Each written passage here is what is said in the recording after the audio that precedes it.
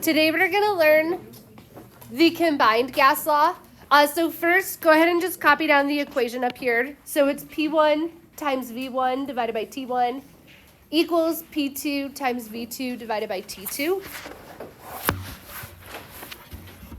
And then the reason why it's called the combined gas law is because it combines the three laws we learned on Monday. So it's going to combine Boyle's law, Charles' law, and Gay-Lussac's law.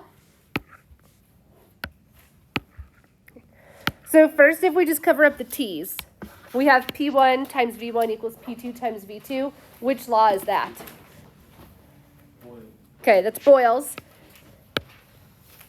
Okay.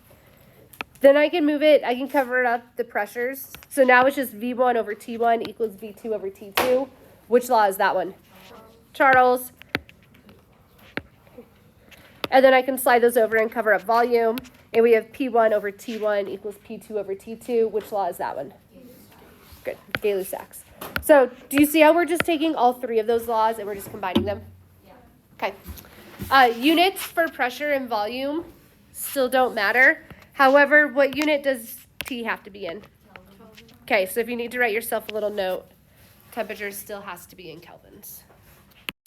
All right, so when do you think you would use the combined gas law?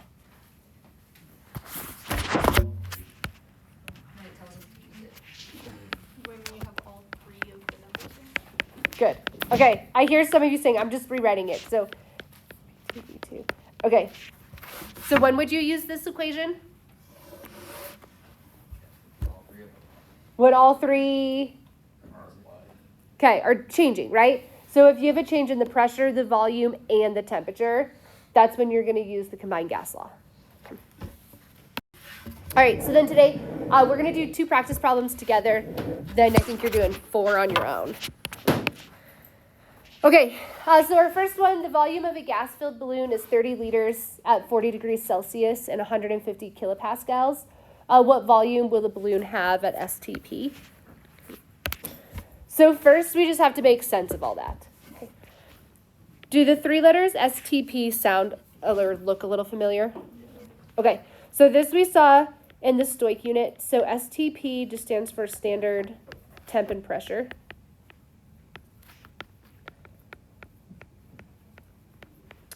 And so by writing STP there, they're telling you it's at 0 degrees Celsius and 1 atmosphere. Okay, so that is standard temp and standard pressure.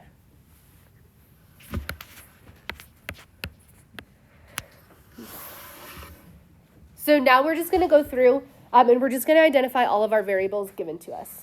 Okay. So what's the first number you see in that word equation? Okay, 30 liters, and liter is a unit for?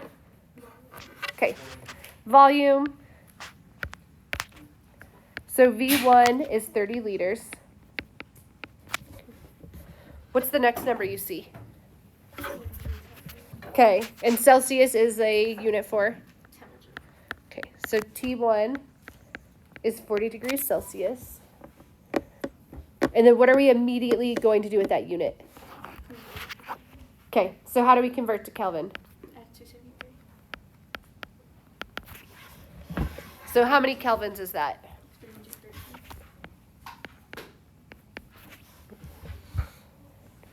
And then what's the next number you see?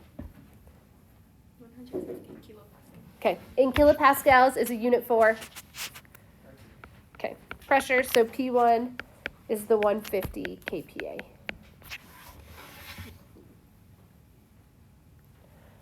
And then if we look at the last sentence up there, it's what volume will the balloon have at STP?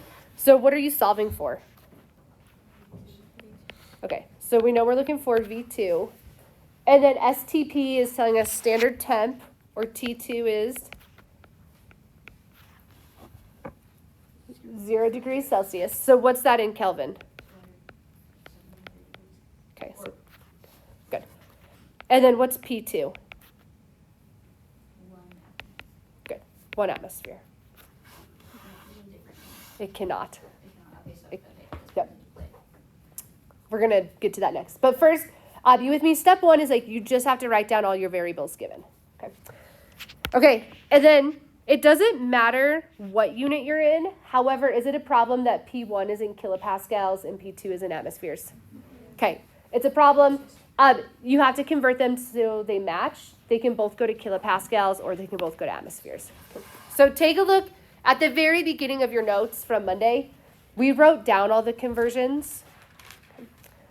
For 1 atmosphere, how many kilopascals is that? Good. So I'm going to just convert to kilopascals because we don't have to do any math. Okay, so 1 atmosphere is the same thing as 101.3 kilopascals. Do you all see where you wrote that conversion Monday? Okay. Okay, so next step, now that we know our variables, what equation do you know that has V1, T1, P1, V2, T2, and P2 in it? The one I just showed you, the combined. So it's P1 times V1 over T1 equals P2 times V2 over T2. And so now I'm just going to plug in all those numbers in that exact same order. So for P1, we're going to write 150. V1 is 30 liters. T1 is 313 Kelvin. P2, I'm going to do the 101.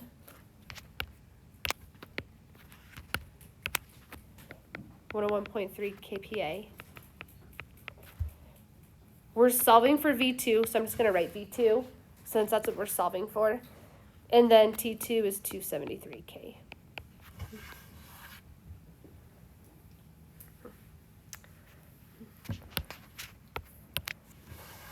Okay, are you with me so far? Okay. Again, if you love algebra, can you do algebra and solve for V2? Okay, definitely. If you don't love algebra, you're not great at it, you're still going to cross multiply. Okay. So again, this is the diagonal with the V2 in it, so you're going to start on the opposite diagonal. Okay, so start with the one with all 3 numbers in it. So you're going to multiply these 3 together. Okay, so take out your calculator, practice with me so you know how to enter this. So just multiply 150 times 30 times 273. Then you can hit equals, get an answer. All right, then the diagonal that has the variable that you're solving for, you're going to divide by both of these. Okay. So do you all have your answer from multiplying? Yeah. Okay, hit divide and you just do divide by 313. Then hit divide one more time and type in 101.3. So everybody practice, like make sure you're actually using your calculator, okay? Okay, does anyone have an answer?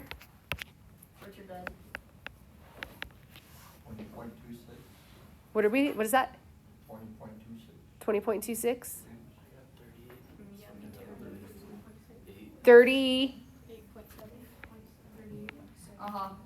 38.7. Good enough. Okay, so make sure you can do this. If you need help, call me over today. I'll help you. What should your unit be? Liters. Okay, so V1 is in liters. V2 should be in liters. Okay, last example. So we have 500 liters of a gas in a flexible walled container. It's prepared at 700 millimeters of mercury and 200 degrees Celsius. The gas is placed in a tank under high pressure. When the tank cools to 20 degrees Celsius, the pressure is 30 atmospheres. What's the volume? Is that a lot of words and numbers? Okay, so take it one number at a time. So what's the first number you see? Okay, 500, and what's the unit? Okay, so liters is a unit for? Okay, so V1 is 500 liters. What's the next number you see? Okay. Millimeters of mercury. What's that a unit for? Okay, pressure. So P1 is 700, mm is millimeters, and then Hg, if you look at the periodic table, that's the symbol for mercury. And then what's the third number you see? Okay, and degrees Celsius is a unit for temp. So T1, 200 degrees Celsius. And what are you going to immediately convert that to? Okay, Kelvin. So what are you going to add to it? Okay, so how many total Kelvin? 473. Okay, then we keep going. What's the next number you see? 20 degrees Celsius. Okay, so T2 is 20 degrees Celsius. And again, what are you going to convert that to? Kelvin. So how many Kelvin is that? 283. All right, and then finally, what's the last number you see? 30 ATM. And what unit is ATM? Okay, so P2 is 30 ATM.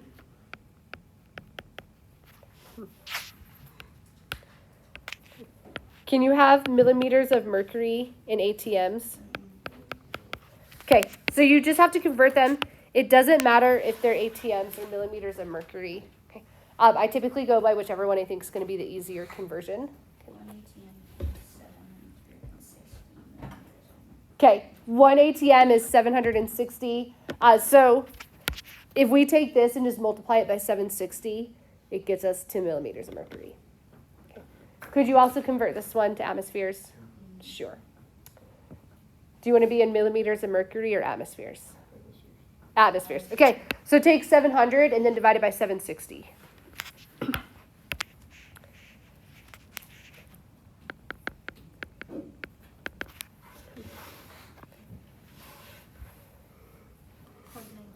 .92. Okay, so then that's 0.92 atmospheres.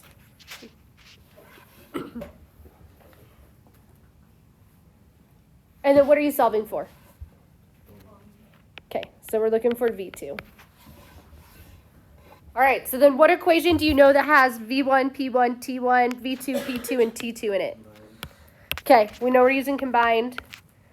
So P1, V1 over T1 equals P2, V2 over T2. So now we're just going to plug in those numbers in that exact order. Okay.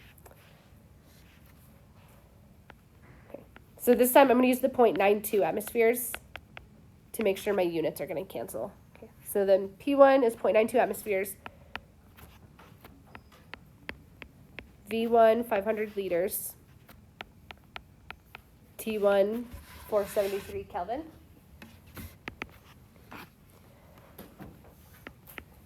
P2 is the 30 atmospheres. V2 is what we're solving for, so I'm going to keep it as V2. And then T2 is 293 Kelvin.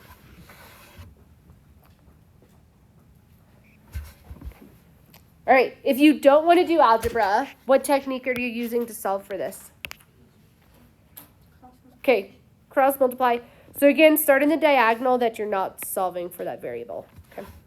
So multiply 0.92 times 500 times 293. Hit equals, gets an answer. And then what do you do with that other diagonal? Divide by the rows. Divide, and I would just do divide by 473. You can hit equals, then divide again by 30. So practice typing that in. Make sure you can get the correct answer. 9.5. Okay, and then are we getting 9.5 liters?